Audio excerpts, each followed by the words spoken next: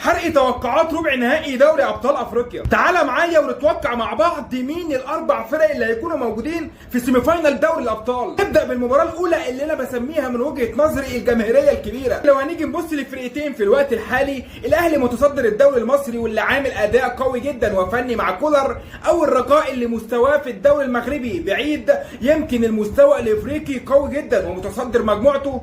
ولكن لو هنيجي نتوقع مين فيهم اللي هيكون موجود في السيمي فاينال، فانا بتوقع لك ان الاهلي هيكون موجود في سيمي فاينال دوري الابطال. اما المباراه الثانيه الترجي والشبيبه، الترجي اللي عامل اداء قوي جدا في دوري الابطال ومتصدر مجموعته، والشبيبه اللي نقدر نقول داخل بحماس وبطموح جديد، ولكن بتوقع لك ان الترجي هو اللي هيكون موجود في السيمي فاينال. المباراه الثالثه الوداد حامل اللقب وسيمبا الطموح، وانا بتوقع لك ان فريق الوداد بخبراته الكبيره هو اللي هيكون متواجد في سيمي فاينال دوري الابطال.